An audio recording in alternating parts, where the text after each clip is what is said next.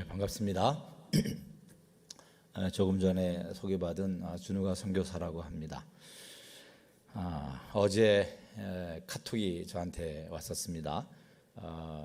그동안에 저희 선교사들이 우리나라는 이 코로나라고 하는 이 바이러스 전염병이 이제 많이 가라앉은 그런 상태인데 선교지는 지금 한창입니다.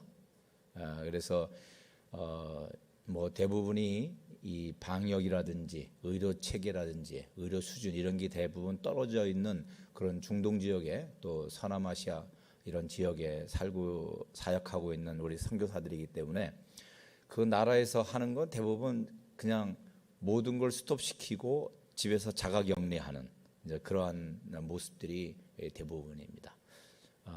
저는 오래전에 아제르바이잔이라는 나라에서 제가 사역을 했습니다. 그리고 그때 개척한 교회가 있고 그 교회에 저희 후배 사역자가 또 그쪽에 리더들을 섬기면서 그 교회를 지금 같이 섬기고 있는데 지금 한 20여 년 동안 자기 집을 내놓고 참 가난한 아주머니예요. 저랑 나이가 거의 비슷한 연세가 좀 그래도 꽤 된 우리 귤레 부인이 몸이 굉장히 안 좋습니다. 그런데 우리 모임의 리더인 한 형제의 부인이 코로나 바이러스 확진 증상을 받았다고 연락이 왔어요. 그래서 이제 병원에서 치료 중에 있다고 그러고 또 우리 선교사도 그 가족과 늘 함께 있었기 때문에 자가격리에 들어갔고 또 우리 모임 자체도 이제 이 일로 인해서 지금 같이 좀 긴장하면서 기도하고 있다 이런 얘기를 좀 들었었습니다. 참 이 전염병 이게 사실 특별한 거거든요.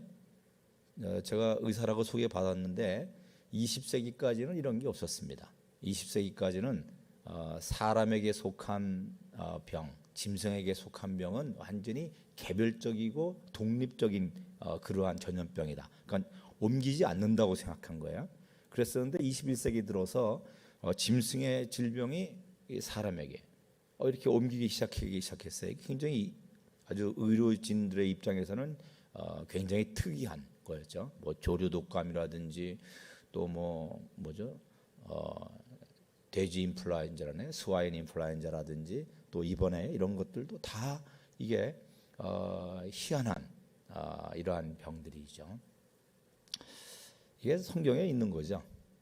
성경에 기록되어 있는 말세의 어떤 증오다 이렇게 보여집니다. 이번에 우리가 혹독하게 이 전염병으로 인해서 사람들을 만나고 또 모이고 하는 것들에 대해서 굉장히 경계하지 않으면 안 되는 그런 시간을 지금 보내고 있는데 사실은 전염병이 무서운 것이 아니죠.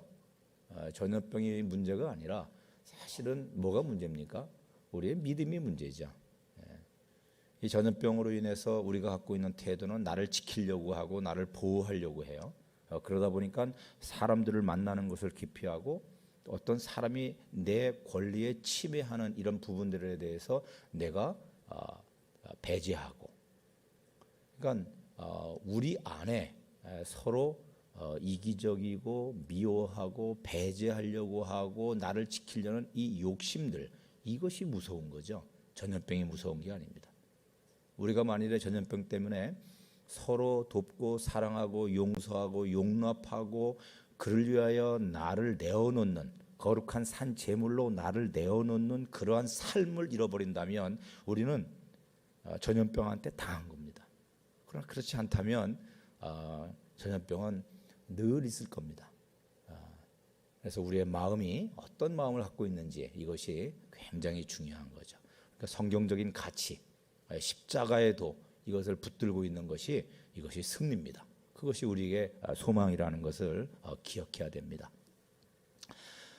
저는 뭐 근처에서 삽니다. 공주에서 삽니다.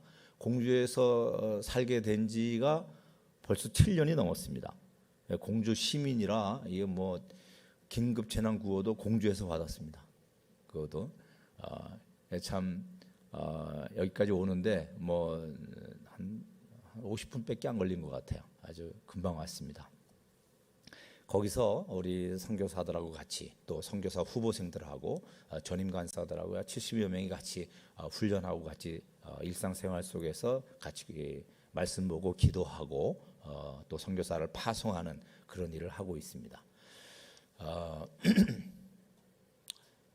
지금도 우리 형제들은 지금 성경 보고 있는 때입니다. 오늘 출애굽기 9장 보는 날입니다. 출애굽기 9장 오늘 묵상하는 날인데 저는 오늘 여기로 왔습니다. 저희들이 훈련을 할 때 갖고 있는 큰 주제가 두 가지입니다. 여러분들에게도 이것이 필요할 거라고 생각해요. 하나는 영어로 얘기할게요. correction and connection. 발음이 비슷하죠? correction. 또 하나는 connection. correction은 우리말로 하면 뭐죠? 교정한다라는 뜻이죠. 뭔가 갖고 있는 잘못된 것, 편견, 선입관 이런 것들을 바르게 바꾸는 correction. 그다음에 connection은 뭐냐면은 서로 연결하는 거예요. 그러니까 하나님에 대한 오해, 내 자신에 대한 편견, 또 사역한다라고 하는 거에 대한 잘못된 견해들, 하나님의 나라에 대한 오해, 또 이슬람에 대한 편견, 뭐 이런 것들을 교정하고 있는 거죠. 이것이 가장 중요한 것이다라고 생각해요. 이것을 성경적인 것으로 교정하는 것, 이것이 선교에 굉장히 중요한 내용입니다. 그다음에 또 하나는 이제 correction, 교정하는 거죠. 교정하는 거예요. 그러니까 교정이 아니라 연결하는 거죠. 하나님과 나를 연결하고 형제와 형제를 연결하고 또 선교지에서 다른 단체 선교사들과 나를, 또 현지인 지도자와 나를, 천사와 연결하고 성령과 연결하고 다 이 연결되어지는 이것이 굉장히 중요하죠. 여기에는 이제 공동체성이라는 것이 여기에 들어가게 돼 있는 겁니다.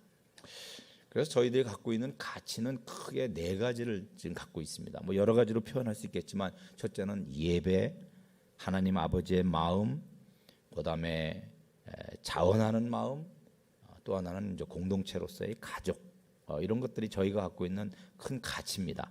그렇기 때문에 이렇게 우리들은 소개합니다. 제가 속한 단체가 지오인데 지오는 예배하는 자입니다. 근데 그걸로 끝나지 않죠. 우리가 예배하는 자이기 때문에 모든 열방을, 모든 민족을 예배하게 합니다. 아시겠죠? 내가 예배자예요. 그러면 거기서 끝나는 게 아니라 이게 재생산을 해야 돼요. 임파테이션이 가야 되는 거야. 다른 사람을 예배하게 하는 그 일을 해야 되는 겁니다. 나는 하나님 아버지의 마음을 압니다. 이게 두 번째입니다. 나는 하나님 아버지의 마음을 압니다. 그래서 어떻게 합니까? 약한 자들, 병든 자들, 가난한 자들, 잃어버린 자들을 향합니다. 세 번째로는 나는 자원하는 마음을 갖고 있습니다. 그렇기 때문에 감사함으로, 기쁨으로 십자가를 집니다. 지오는 가족입니다. 공동체라는 거죠. 그래서 함께 더불어 일합니다. 이것이 저희들이 갖고 있는 가치입니다.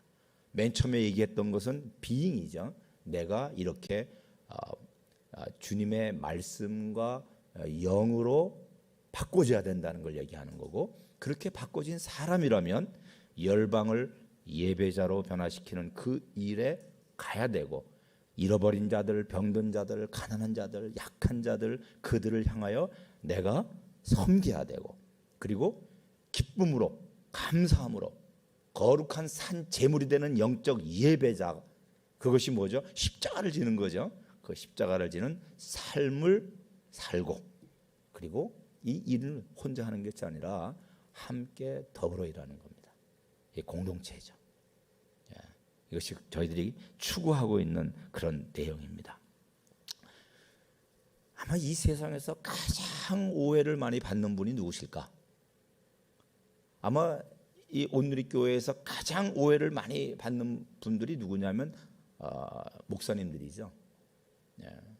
목사님들이 가장 오해를 많이 받습니다. 지도자들이 가장 오해를 많이 받습니다. 아마 이 세상에서 가장 오해를 많이 받고 있는 분은 우리 하나님이십니다. 우리 하나님은 항상 사람들의 오해 가운데, 그렇기 때문에 여호와 하나님의 이름, 그 놀라우신 이름을 망령되이 부르는 사람들이 차고 넘칩니다. 왜 그러냐면은 오해하고 있기 때문에. 그렇기 때문에 커렉션이 필요한 거예요. 교정하는 것이. 우리 하나님에 대한 편견, 오해들이 왜 생기냐 하면은 이런 코로나 바이러스 전염병이 창궐 하면 하나님이 욕을 먹습니다. 이거 하나님이 보내신 거 아니냐 이렇게 생각하는 거죠. 예. 여러분, 하나님의 하시는 일은요 두 가지가 있습니다. 하나님의 뜻은 두 가지가 있어요. 그것은 모든 하나님의 어떤 신적인 것은 우리 일상생활에서 똑같이 감춰져 있거든요. 하나님이 만드신 모든 만물 안에 하나님의 신성과 그 아름다움이 감춰져 있어요. 그 능력도 감춰져 있습니다. 하나님의 성품도 감춰져 있어요. 그것을 볼 수 있는 눈이 있어야 돼, 우리에게. 우리가 깨어있고 성령으로 분별력이 있으면 그것을 볼 수 있는 눈이 생깁니다. 그래서 하나님이 하시는 걸 보면, 여러분, 우리 엄마 아빠, 여러분이 이제 어머니 엄마시잖아요. 애들을 할 때 너무 기뻐서 애들한테 부탁하는 것이 있을 거예요. 이걸 좀 해달라고, 그죠? 기뻐서. 근데 또 하나 있죠. 마지못해서 허락하시는 것들이 있죠. 이거 하면 안 되는데 하도 뗐으니까 그냥 허락하는 게 있어요. 우리 하나님도 똑같은 거예요. 하나님이 기뻐서 행하시는 하나님의 뜻이 있어요. 근데 반면에 어쩔 수 없어서 마지못해서 그렇게 하지 않으면 얘가 큰 저주 가운데 떨어질 것 같으니까 어쩔 수 없어서 허락하시는 하나님의 뜻이 있는 거예요.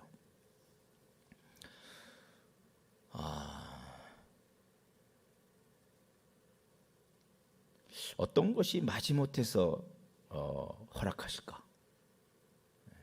어떤 것이 있죠?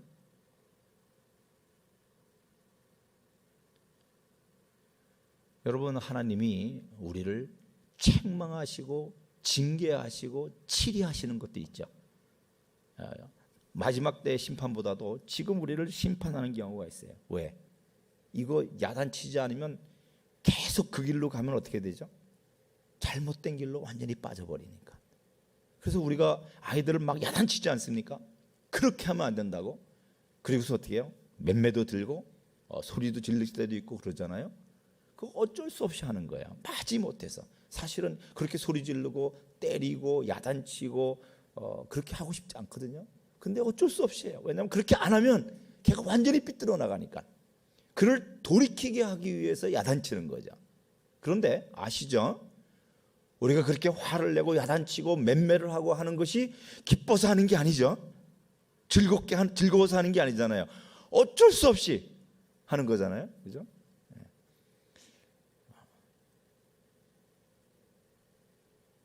여러분, 예레미야 애가서 한번 보세요. 3장 33절 한번 봅시다. 한번 같이 한번 읽어볼까요? 시작. 주께서 인생으로 고생하게 하시며 근심하게 하심은 본심이 아니다. 보시죠. 하나님이요, 우리를 계속 켜놓으시죠.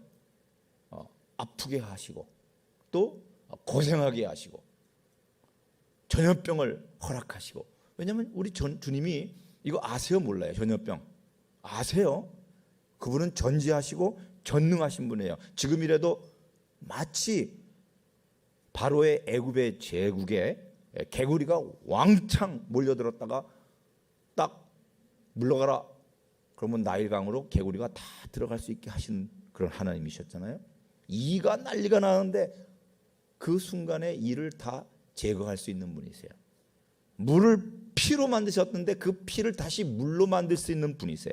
근데 왜 이 전염병 하나 못 하시겠습니까? 아시는 거죠. 근데 어쩔 수 없이 허락하고 계시다라는 거죠. 근데 그것을 허락하시는데 그 허락하시는 내용이 기뻐서 이놈들 맛 좀 봐라, 이것이 아니는 거야. 원치 않으세요. 본심이 아니세요. 어쩔 수 없이 그것을 허락하고 계시는 거죠. 그 마음이 예레미야 31장 20절에 있습니다. 같이 한번 읽어봅시다. 시작. 에브라임은 나의 사랑하는 아들, 기뻐하는 자식이 아니냐. 내가 그를 책망하여 말할 때마다 깊이 생각하노라. 그러므로 그를 위하여 내 창자가 들거리니 내가 반드시 그를 불쌍히 여기리라. 여호와의 말씀이니라. 저기 보면요, 책망을 할 때마다 어떻게 하신다고 그랬어요? 깊게. 어떻게 해요? 깊이 생각하신다는 거예요. 우리 주님이 야단을 칠 때 마지못해서 이것을 허락해서 고통과 아픔과 근심이 그에게, 나의 사랑하는 백성들, 나의 사랑하는 자녀, 나의 신부에게 그 고통과 눌림이 있게 될 터인데, 이것을 허락하면, 그렇기 때문에 잘못했으니까 이놈 당해봐, 이런 것이 아니라 그것을 깊게 생각하세요. 우리 주님이 깊게. 그래서 이것을 지금 허락할지, 아니면 한 달 후에 허락할지, 아니면은 허락하지 않을지, 이것을 주님은 다 생각하세요. 그러니까 가장 필요할 때 이것을 허락하시는 분이죠. 근데 그걸 허락하실 때 뭐라고 그랬어요? 그냥 말로만 허락해야 되겠다, 이것이 아니라 주님의 마음이 창자가 들끓는 것 같은 고통이 있다라는 거예요. 여러분, 여기서 창자가 들끓는다 하는 것은요, 단장의 메아리꼬라고 아시죠, 여러분? 그 유행가? 옛날에 우리 정말 젊었을 때 불렀던 노래인데, 창자가 끊어지는 고통을 얘기하는 거예요.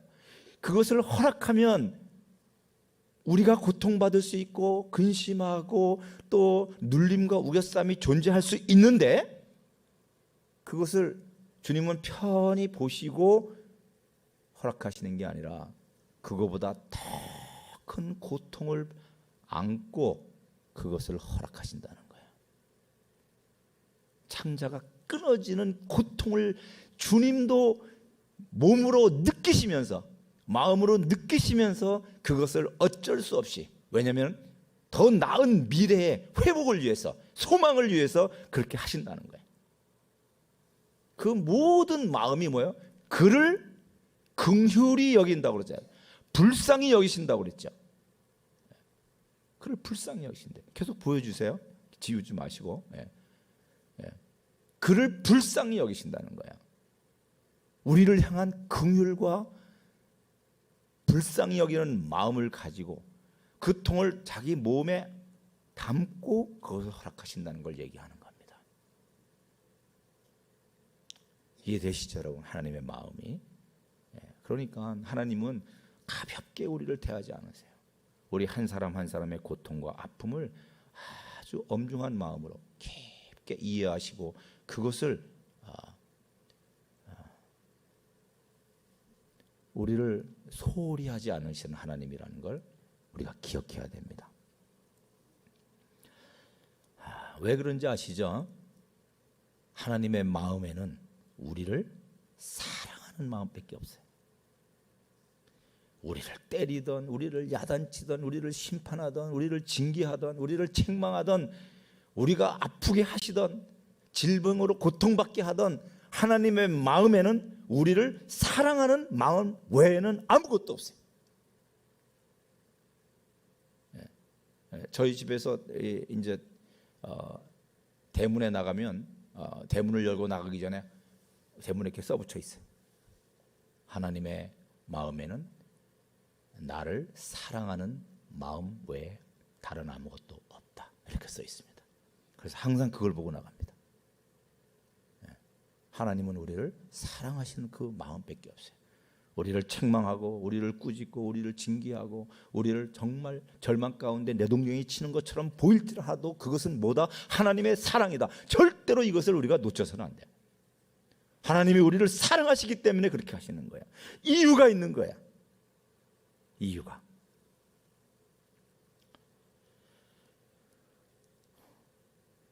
우리 주님은 우리가 범죄했을지라도 우리가 그 죄 가운데 죽는 것을 원치 않습니다. 여러분 저기 예레미야 33장 11절 같이 한번 읽어봅시다. 시작. 즐거워하는 소리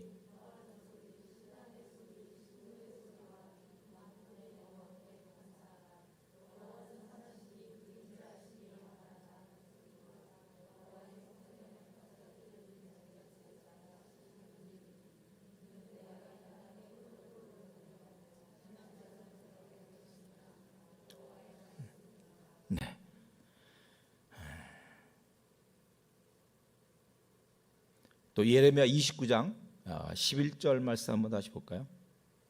같이 한번 읽어봅시다. 시작. 여호와의 말씀이니라 너희를 향한 나의 생각을 내가 아나니 평안이요 재앙이 아니라 너희에게 미래와 희망을 주는 것이다. 여러분 이 말씀이 언제 나오는 건지 아시죠? 바벨론에 의해서 예루살렘 성전이 쑥대밭이 되고 예루살렘이 완전히 함락돼서 돌 위에 돌 하나도 올려있지 않은 그런 상태, 그리고 수많은 사람들이 바벨론으로 쇠사슬에 묶여서 포로로 잡혀갈 그때 얘기하신 겁니다. 그것이 뭐다? 여호와의 말씀이니라 너희를 향한 나의 생각을 하나니 그것이 뭐예요? 평안이래요. 재앙이 아니다라고 얘기하는 거예요. 하나님이 재앙이 아니래요. 그것이 재앙이 아니다. 그것이 뭐다? 바벨론 포로에 끌려가는 것이 너희를 향한 평안이요 미래요 희망이다라고 얘기하세요. 야, 이게 말이 되나? 이게 아니 하나님 너무하다 이렇게 생각할지 몰라요. 근데 그것이 정말로 주님이 하시는 말씀은 진리죠. 사실입니다. 아까 우리 나라를 위한 기도, 거기 기도할 때 뭐가 나왔습니까? 바로 이 내용이 비슷한 게 나왔죠. 소망이에요. 근데 그 이유가 뭐냐면 12절, 13절에 나와요. 너희가 내게 돌이키면, 너희가 내게 돌이켜 나를 찾으면, 나를 구하면, 그러면 그게 뭐다? 내게 와서 부르짖으면, 내게 와서 기도하면, 나를 찾으면 재앙이 아니라 뭐다? 평안이요 미래요 희망이다 이렇게 얘기하시는 거예요. 그런데 기도하지 않으면 재앙이에요. 그러니까 우리가 뭘 해야 될지 아시겠죠? 우리는 지금 정말 악인의 형통을 보고 있습니다. 우리가 세상을 들여다보면, 세상을 바라보면 정말 속상해요. 어떻게 이런 일이 일어나고 있는지, 어떻게 이렇게 공의와 정의가 무너졌는지, 어떻게 이렇게 독선이 판을 치고 있는지, 어떻게 이렇게 악이 나라에 가득한지 우리는 너무 괴로워요. 큰 고통과 그치지 않는 근심이, 큰 근심과 그치지 않는 고통이 사실 우리들한테 있어요.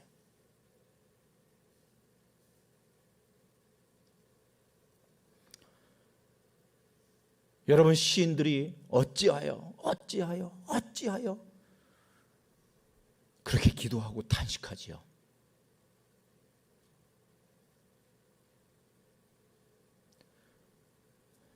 저는 그 시인의 고통이 요새 저한테 너무너무 많이 있어요. 너무너무 힘들어요, 솔직히요.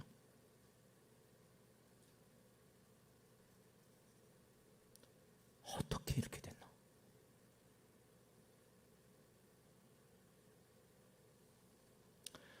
그런데 시인 다윗은 이렇게 얘기하죠.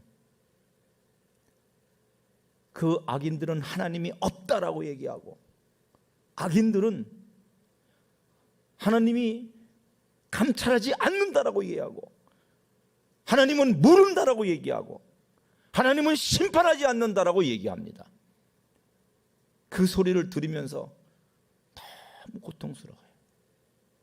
또 하나님은 어디 계신지 보이지 않고, 하나님께 기도하고 찾고 부르짖는데 하나님은 응답하지 않는 것 같아요. 그런데도 계속 무릎을 꿇고 주님 앞에 나가 가슴을 치는 탄식으로 부르짖고 있는 다윗의 모습을 시편에서 볼 수 있습니다. 시편에서도 볼 수 있고 20편에서도 볼 수 있고 곳곳에서 다윗의 탄식을 볼 수 있습니다. 아기는 계속해서 형통해 가요. 그런데 기도하다가 그가 깨닫기 시작합니다. 하나님이 보셨구나. 하나님이 이것을 보고 계시구나. 하나님이 우리의 기도를 듣고 계시구나. 하나님이 이 상황을 알고 계시구나. 그것이 이미 눈에 보이는 하나님이 일어나셔서 구원을 선포하시고 하나님이 심판을 시작하지 아니하셨지만 그것이 심판이 이미 시작되고 있다는 것을 그는 믿음으로 알게 돼요. 그래서 눈에 보이는 것은 악인의 형통이지만 그의 마음속에는 하나님의 심판이 다가오고 있구나. 이것을 알고 그는 노래합니다. 새 노래로 노래를 불러요. 이것이 믿는 자의 믿음이에요. 주님이 들으셨어요. 주님이 이것을 알고 계세요. 주님이 아세요. 감춰진 것이 드러나고 숨겨진 것이 다 나타날 것이라는 그 때가 반드시 올 것입니다. 그리고 주님이 심판하시는 우리 주님이 공의롭고 의로우신 하나님께서 일어나시고 의인들을 건지시고 소망 가운데 인도해 주실 거예요. 그렇기 때문에 우리가 눈에 보이는 어떤 현상이 있을 때 소망을 갖는 것이 아니라 믿음으로 하나님이 우리를 사랑하시는 그분께서 눈에는 보이지 않지만 눈에는 악인의 형통만이 가득 차 있는 것처럼 보이지만 주님이 이 사실을 아시고 주님께서 이것을 들으시고 보고 계셨다라는 그것이 우리에게는 승리요 이김이에요.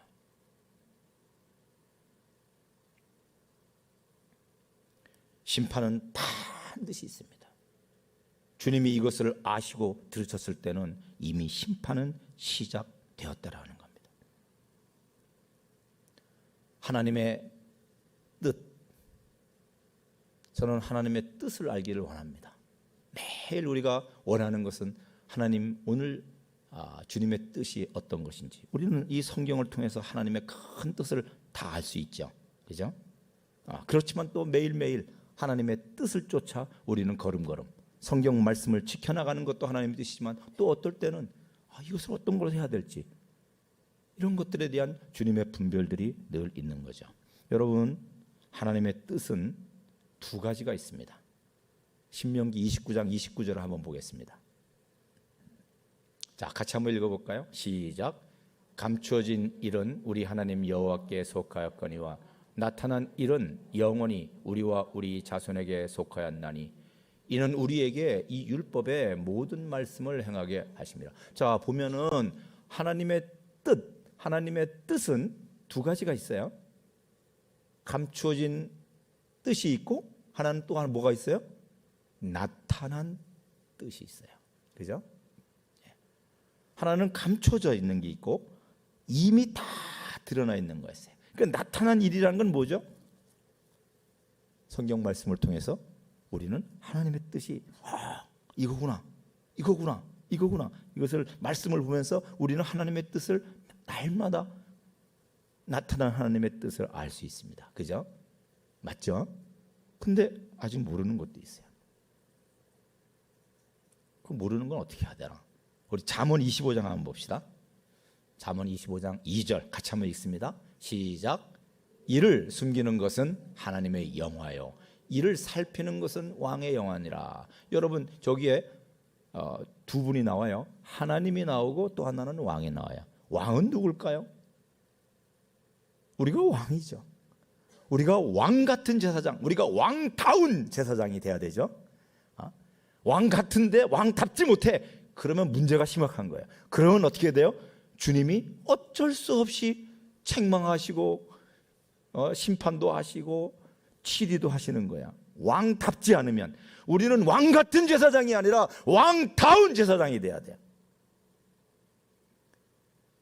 근데 하나님의 영광은 뭐예요?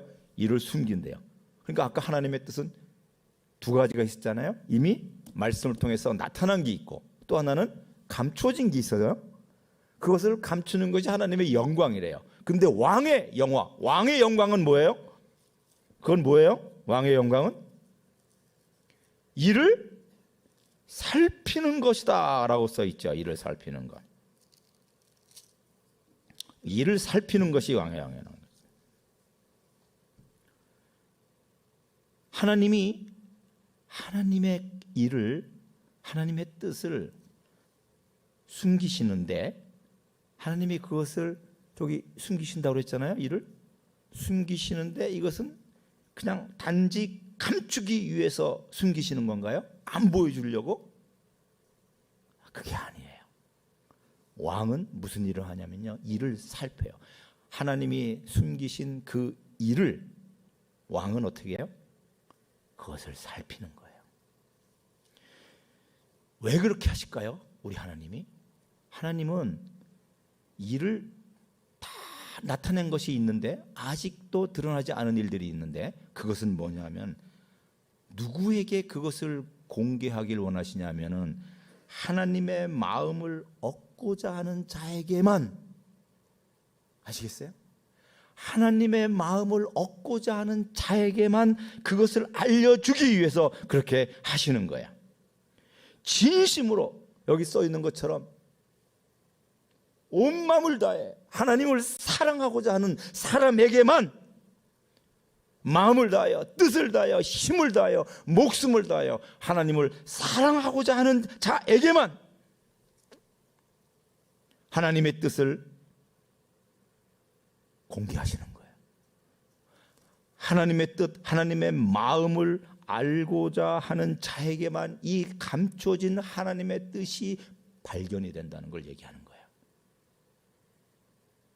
주님을 찾고 주님 앞에 나가서 무릎을 꿇고 가슴을 치는 탄식과 부르짖음으로 머리가 물이 되어서 눈물이 마르지 않는 그 사람에게만 이 뜻은 보여진다는 거예요. 자기의 유익을 위하여 무엇인가 찾아다니는 사람, 먹을 것, 입을 것, 마실 것을 찾고자 하는 자들에게는 철저하게 이것이 감추어지는 하나님의 비밀이라는 거예요.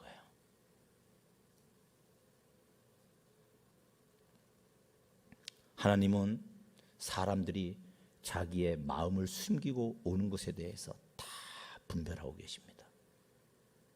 그가 마음을 다해 오는지 아니면 자기의 원함을 위해서 다가오는지를 주님은 알고 계시는 하나님이세요.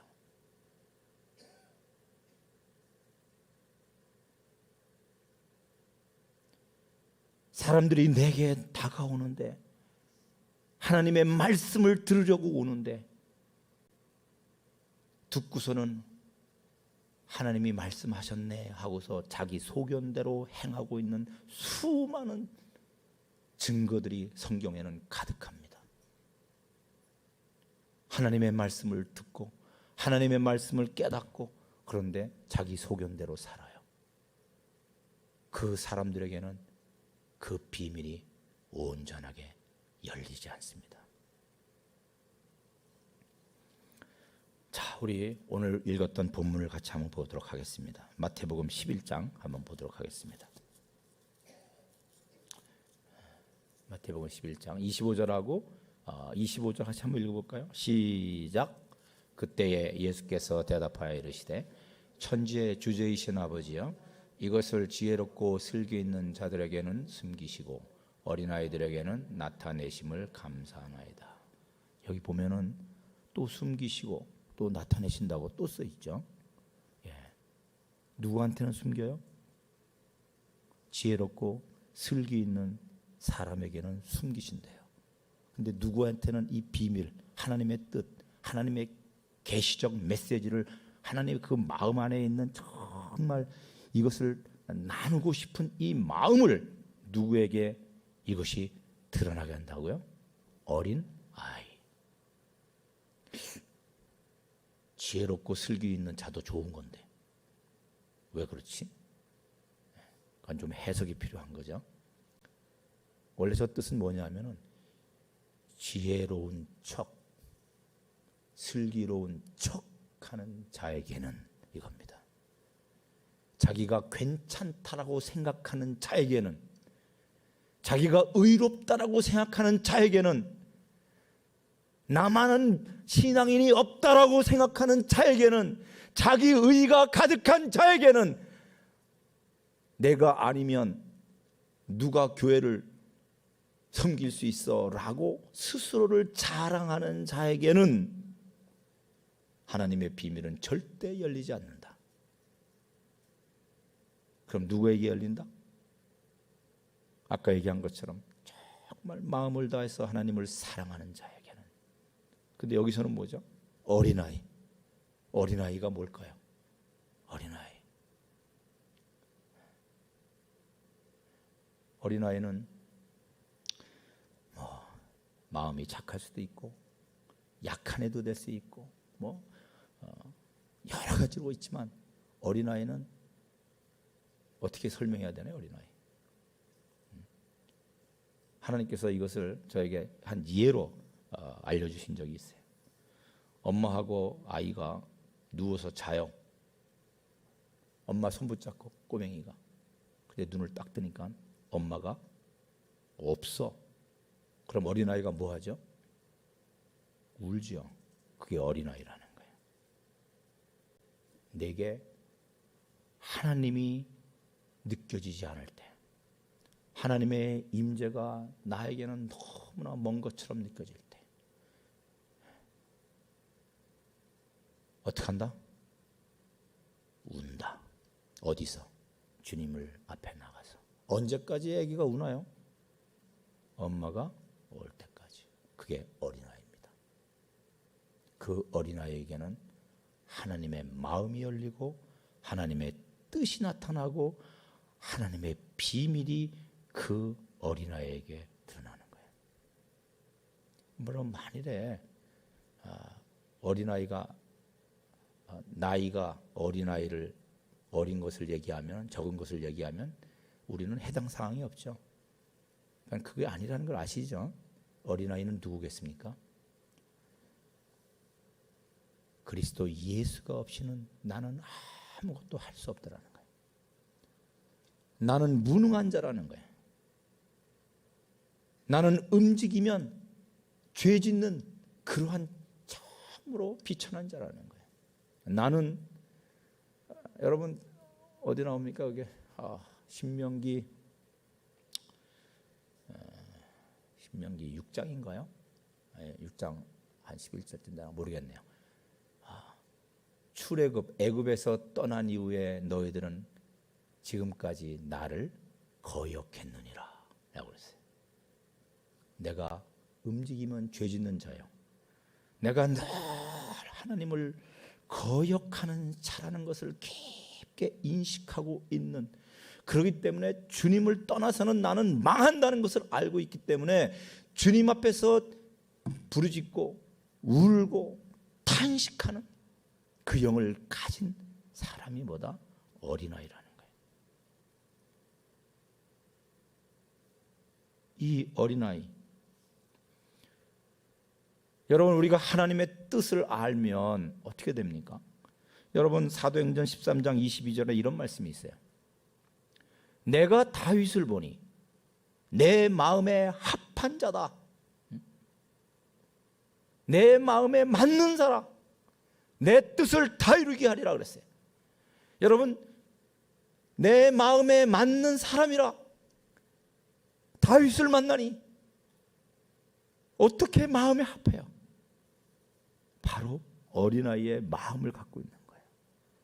탄식하고 부르짖고, 주님이 아니면 나는 무익한 존재예요, 아무런 쓸모없는 존재라는 것을 깊게 인식하게 항상 주님을 붙들고 나가는 그런, 하나님 앞에서 묻고 더 듣고 더 순종하고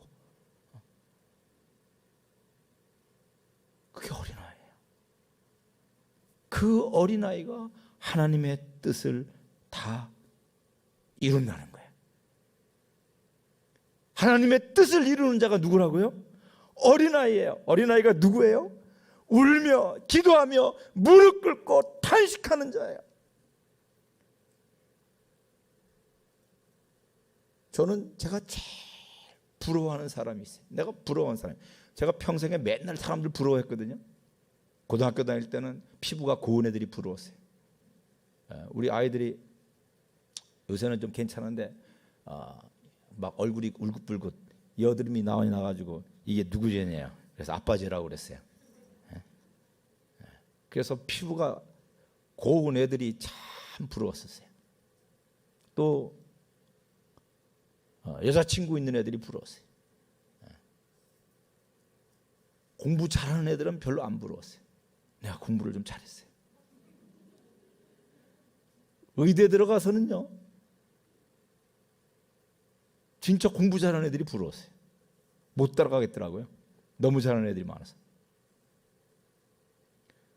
제가 선교사가 돼서는 사역을 잘하는 사람이 부러웠고, 이렇게 자꾸 부러워하는 사람이 바꾸더라고요. 근데 지금도 부러워하는 사람이 있어요. 근데 지금은 내가 부러워하는 사람이 이제는 안 바뀔 것 같아요. 그 사람이 누구냐면요, 주님 앞에서 우는 자입니다. 머리가 물로 가득 차서 눈물이 마르지 않는, 이 전염병으로 고통받는 사람들을 위해서 울고, 이 나라의 공의와 정의가 무너진 것 때문에 울고, 아이들이 성적으로 타락하는 것 때문에 울고, 아이들이 믿음에서 떠나 사단의 죽기를 무서워 마귀의 종로로 타며 애들이 타락해가는 이 세상의 문화 때문에 울고 부르짖고 탄식하는 그 사람들, 열방의 죄를 나의 죄로 안고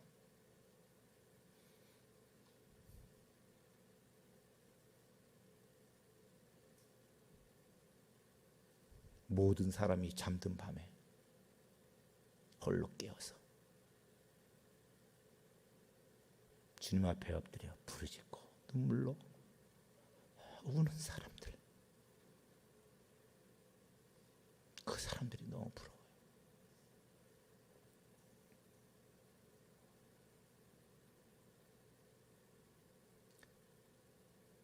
나라의 백성이 둘로 쪼개져서 서로 갈등하는 것이 너무 고통스러워서 울어야 되고,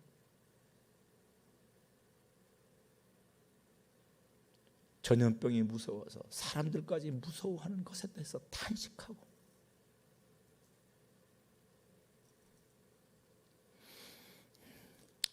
여러분, 하나님의 뜻을 이룰 자가 누굽니까? 하나님의 마음에 합당한 자가 되어야 돼요. 하나님의 마음에 합당한 자가 누굽니까, 여러분? 주님 앞에 우는 자입니다. 주님 앞에서 울지 않은 자는 교만한 자예요. 주님을 모르는 자입니다. 주님을 사랑하는 자가 아니에요. 마음을 다해 하나님을 사랑하는 자, 기도하지 않고 어찌, 말씀을 사랑하지 않고 어찌 마음을 다했다고 할 수 있나요? 그 자가 세상을 변하고 그 자가 세상에 소망을 가지고 오는 자예요. 눈에 보이는 무너진 현상, 눈에 무너진 그 어떤 모습이 우리에게 재앙이 아니라 우리가 기도하지 않는 것이 재앙인 거예요. 내가 주님 앞에 회개하지 않고 돌이키지 않는 것이, 그것이 재앙이에요. 주님은 우리에게 약속하셨죠. 돌이키면 살아나리라. 돌이키면 살아나리라.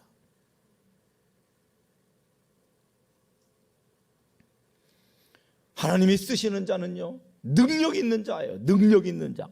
하나님이 쓰시는 자는 능력 있는 자예요. 근데 능력 있는 자 오해하지 마세요. 능력 있는 자, 하나님이 보시기에 능력 있는 자가 누군지, 하나님의 보시기에 능력 있는 자, 그 능력 있는 자를 주님은 택해서 쓰시는데, 하나님의 보시기에 능력 있는 자는 어떤 자인지, 공부를 많이 한 자입니까? 의사입니까? 똑똑한 자입니까? 세상에 지위가 있는 자입니까? 많이 소유한 자입니까? 아니에요. 여러분, 출애굽기 18장 21절 한번 봅시다. 출애굽기 18장 21절 같이 한번 읽습니다. 시작. 너는 또 온 백성 가운데서 능력 있는 사람들, 곧 하나님을 두려워하며 진실하며 불의한 이익을 미워하는 자들을 살펴서 백성 위에 세워 천부장, 백부장과 오십부장과 십부장을 삼아. 여러분, 천부장, 백부장, 오십부장, 십부장, 리더들을 세우는 거죠. 하나님이 쓰시겠다는 거예요. 하나님 마음에 합한 자를 뽑아 쓰시는 거예요. 근데 백성들 가운데 누구요? 무능한 자가 아니라 능력 있는 자를 쓰신대요. 저거 보면 영어로 보면 capable man이에요. capable. 능력 있다는 거예요. 근데 능력 있는 게 영어자라고 뭘 하고 뭐 하고 세상에서 인정받는 그것이 아니라 하나님을 두려워하는 자, 진실한 자, 불의의 이익을 미워하는 자, 공의로운 자라는 걸 얘기하는 거죠. 정한 마음과 정직한 영으로 내 안에 하나님의 공의와 정의가 무너졌기 때문에 하나님의 나라와 의를 찾고 주님 앞에서 떨며 두려워하며 주님의 말씀을 엄중한 하나님의 말씀으로 붙들고 기도하는 그 자가 능력 있는 자라는 거예요. 하나님의 약속의 선하심, 반드시 하나님의 약속은 이루어진다라는 그 믿음을 가지고 항상 기도하되 낙심하지 아니하고 인자가 오실 때까지 믿음을 가지고 기도하는 자,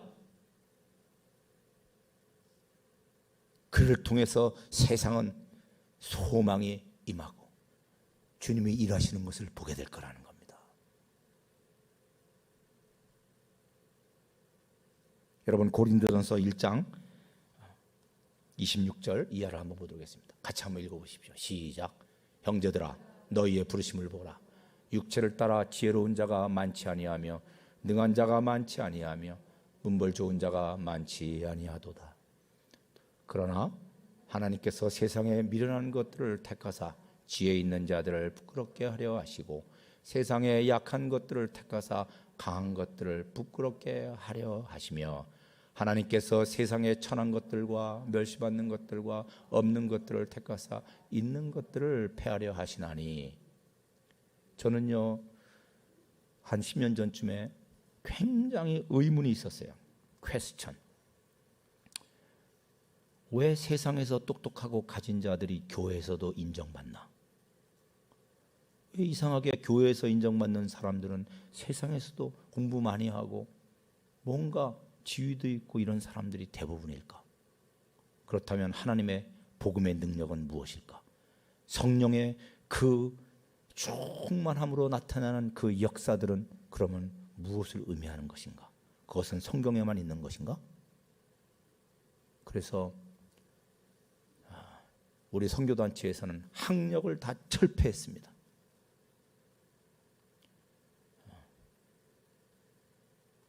신학 철폐했어요.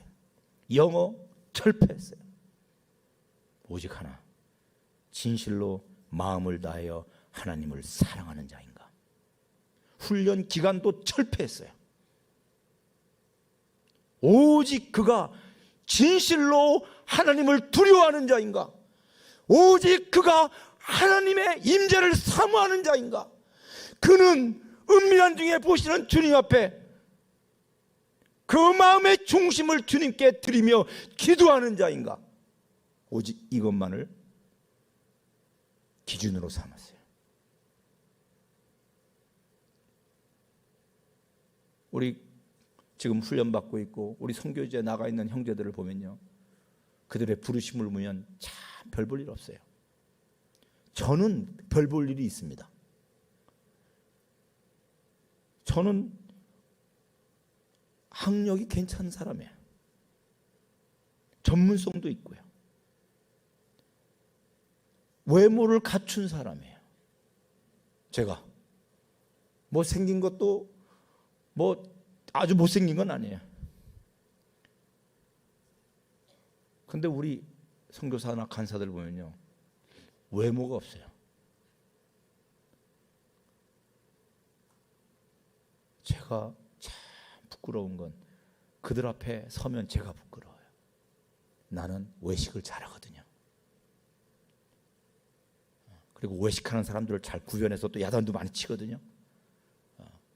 근데 항상 배우고 가르치는데 진리에 도달하지 못하는 제 자신을 늘 봐요. 그래서 탄식이 나와요.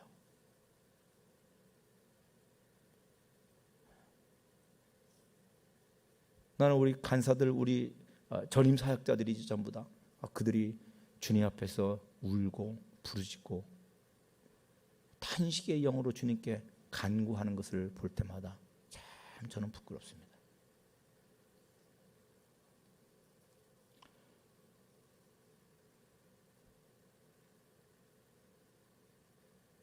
하나님은 어린아이를 택하십니다. 하나님은 어린아이를 택하세요. 여러분 한번 생각해 보십시오. 예수님 때 누가 추수하는 일꾼으로 하나님의 일을 감당했습니까? 그 똑똑하고 가진 것이 많았던 바리새인들, 서기관입니까? 아닙니다. 누구였어요? 세리들, 창기들, 병든 자들, 죄인들, 그 수가성의 그 여인, 누군가가 다가서면 뒤로 물러나고 누군가가 만지면 움츠러들고, 그래서 사람들을 피해서 땡볕에 낮 12시에 그 우물파로 나왔던 그 메소포타미아의 그 뜨거운 땡볕을 감수하고 나왔던 그 수가성 여인이 예수를 만나고 달려가지 않습니까? 여러분, 거라사의 그 귀신 들린, 군대 귀신 들린 2,000마리 돼지떼를 다 물에 빠뜨려 죽여서 건졌던 한 영혼, 그 영혼, 군대 귀신 들린 그 영혼, 그 세리들, 창기들, 바리새인 시몬의 집에 어떻게 몰래 들어와서 옥합을 깨뜨리고 향유를 붓고 머리칼로 발을 씻겨드리고 예수님의, 그리고 발에 입 맞추며 울며 그를 향한, 예수님을 향한 사랑을 고백했던 그 여인, 이름도 모르는 모든 사람들이 마을에 저는 죄 많은 여인이라고 알고 있던 그 여인, 하나님의 마음에 합한 자요, 그가 추수할 일꾼으로 일어나지 않습니까?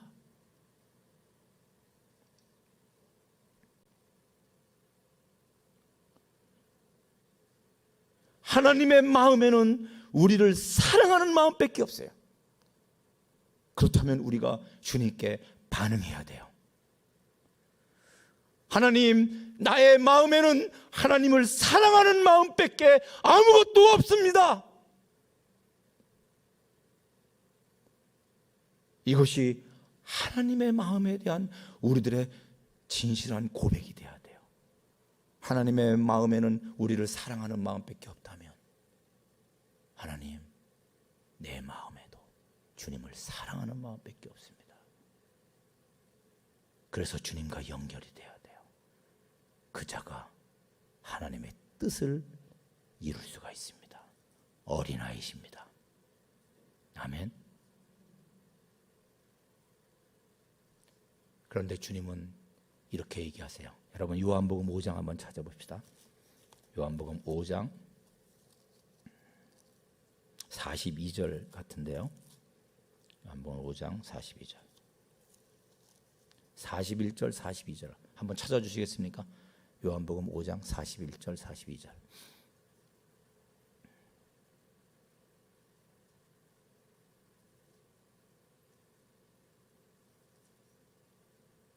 다 찾으셨어요? 우리 화면에 한번 나왔으면 좋겠는데.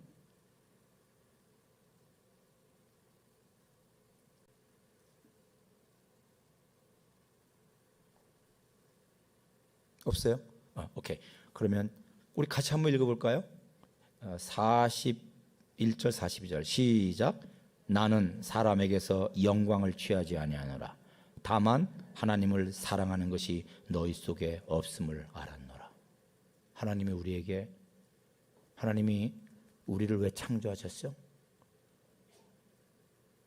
하나님의 영광을 찬송케 하기 위해서 하나님이 우리를 찬송하셨는데, 하나님이요 사람에게서 영광을 취하지 않으시겠대요. 그 이유는 우리들의 마음속에 하나님을 사랑하는 마음이 없다라는 것을 아셨답니다. 우리에게 하나님을 사랑하는 마음이 없으시면 우리에게 하나님은 영광받을 수가 없으신 거예요. 그렇기 때문에 우리는 지금 재앙 가운데 있습니다. 여러분, 우리는 지금 재앙 가운데 있는 거 기억하시죠? 네? 우리는 지금 재앙 가운데 있습니다. 우리는 지금 뭐라고요? 재앙 가운데 있어요. 내가 재앙 가운데, 하나님의 진노 가운데 있다는 것을 우리가 깨달아야 돼요. 여러분, 출애굽할 때 바로의 제국에 모세와 아론이 몇 번의 재앙이 임했죠? 피재앙, 개구리재앙, 이재앙, 또 뭐가 있죠? 전염병 재앙, 돌림병 재앙, 독종 다 나오잖아요. 마지막에는 첫 장자가 죽는 재앙이 임했잖아요. 사람들이 오해합니다. 왜 오해하냐고요? 이렇게 오해해요. 바로의 제국에 재앙이 임했구나. 아니에요. 이미 바로의 제국에는 재앙 가운데 있었어요. 여러분, 가장 큰 재앙은 물이 피로 변하는 것도 아니고, 개구리가 가득한 것도 아니고, 이가 버글버글하는 것도 아니고, 전염병이 도는 것도 아니에요. 가장 큰 재앙은 무엇입니까? 하나님을 잃어버린 것, 하나님이 안 계신 것이 재앙이에요. 이미 애굽에는 재앙이 가득했던 겁니다. 그런데 그 재앙을 통해서, 모세를 통해서 하나님이 보내신 그 재앙을 통해서 그들이 재앙 가운데 있다는 것, 그들이 하나님의 진노 가운데 있다는 것을 그들이 비로소 깨닫게 되는 거예요. 아시겠습니까, 여러분? 우리의 모든 출발은 내가 죄 가운데 있는 존재구나. 내가 하나님의 진노, 하나님의 참으로 심판 가운데 있는 자구나. 여기서부터 시작해야 됩니다. 이것이 스타팅 포인트예요. 어떻게 해야 되죠? 그것이 재앙인데 돌이키면 살아나리라. 주님께 부르짖으면 내가 너를 만나주리라. 그래서 어떻게 됩니까? 그것이 재앙이 아니라 그 재앙이 미래가 되고 평안이 되고 희망과 소망이 되는 겁니다. 아시겠죠? 어린아이가 될 때 소망이 시작됩니다. 같이 한번 기도합시다. 우리 한 목소리로 좀 기도합시다. 하나님, 내 안에 하나님을 사랑하는 것이 없습니다. 사랑하는 것처럼 보여지지만 진실로 내 마음에 마음을 다하여 하나님을 사랑하는 것이 없습니다. 하나님, 내 안에 가슴을 치는 탄식이 있게 하여 주십시오. 눈물이 말라버린 내 눈을 주님의 눈물로, 성령의 그 기름 부음으로, 기름을 준비한 5 처녀처럼 내가 주님께 회개하오니, 내가 주님께 돌이키오니 주여 나를 새롭게 해주십시오. 내가 재앙 가운데 있는 것을 깨닫게 해주십시오. 내가 주님의 심판 아래 있는 것을 깨닫게 해주십시오. 내가 이것을 무지하여서 분별하지 못해서 알지 못했던 것을 회개합니다. 하나님, 어린아이의 영을 내게 부어주셔서 주님의 뜻을 이룰 수 있도록 하나님 돌이키는 영을 허락해 주십시오. 같이 한 목소리 좀 기도하겠습니다.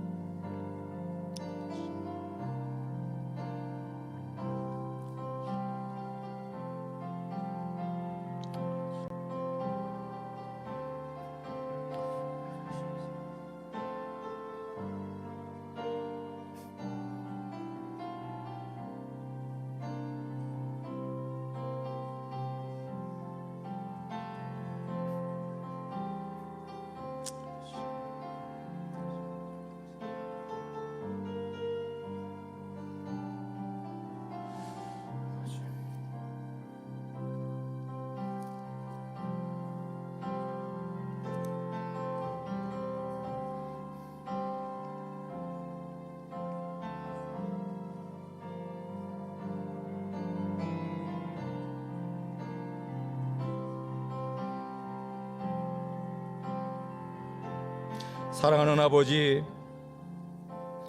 이 세상의 신이 우리들의 마음을 혼미하게 하고 그리스도의 영광의 복음의 광채가 비치지 못하도록 유혹하고 시험하는 때에 살고 있습니다. 참으로 낙심하기 쉽고 절망하는 마음이 우리를 휩쓸 때가 너무나 많습니다. 하나님, 괜찮은 것이 아니라 우리가 재앙 가운데 있다라는 것을 기억하게 해주십시오. 그래서 숨은 부끄러운 일을 버리게 하여 주시고 정한 마음과 정직한 영으로 행하게 해주십시오. 속임으로 행하지 않게 하여 주십시오. 하나님의 말씀을 혼잡하게 하지 아니하고 그 말씀을 올바로 분별하고 부끄러움이 없는 삶을 하나님 주님 앞에 드리며 우리의 모든 것을 주님께 온전히 드리는 저희가 되게 하여 주십시오.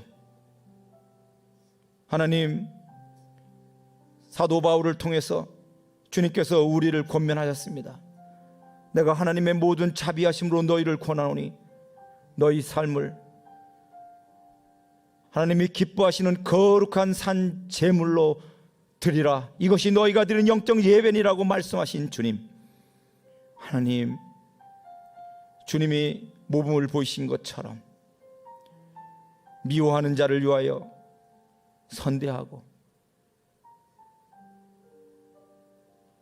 우리를 모욕하는 자를 위하여 기도하고 원수를 사랑하고 악을 악으로 갚지 아니하며 원수의 고통 소리에 귀를 기울이고 그들이 그럴 수밖에 없는 그들의 아픔을 내 마음에 안고 원수의 회개를 위하여 기도하는 우리가 되게 해 주십시오. 하나님, 어린아이의 심령을 우리 가운데 기름 부어 주십시오. 주님의 마음에 합한 자가 될 수 있도록 주님이 우리를 통해서 영광을 받을 수 있는 하나님의 사랑이 가득한 우리의 심령이 될 수 있도록 하나님, 우리를 새롭게 해 주십시오. 악인의 형통이 우리의 마음을 상하게 하지 않게 하시고 주님이 이 모든 상황을 아시고 들으시고 보신 것으로 인하여 하나님, 우리가 믿음으로 이 계속되는 눌림과 우겨쌈 속에서도 믿음의 선한 싸움을 해나갈 수 있도록 인도해 주십시오. 매일매일 나 자신을 부인하고 나를 내려놓고 더 낮은 곳에 머물러 내 십자가를 지고 주님을 따르는 우리들이 되게 하여 주십시오. 하나님, 이 일을 위하여 우리의 눈에 눈물이 마르지 않게 해주십시오. 탄식의 영이 우리 가운데 있게 해주십시오. 부르짖고 간구하는 영이 우리 가운데 있게 하여 주옵소서. 죄와 허물을 씻는 샘물이 배에서 생수처럼 성령의 그 놀라운 기름 부음이 아버지 하나님, 예수의 피가 아버지 우리의 삶 가운데 우리의 심령 가운데 흘러 넘치게 하여 주옵소서. 이 나라 이 민족 불쌍히 여겨 주시고 무너진 공의와 정의를 세워 주십시오. 하나님, 이 나라를 불쌍히 여겨 주십시오. 주님, 일어나셔서 이 나라를 바로 세워 주십시오. 우리의 삶을 세워 주시고 우리의 교회를 바로 세워 주시고 이 나라 이 민족도 온전케 하여 주시옵소서. 예수님 이름으로 기도합니다. 아멘.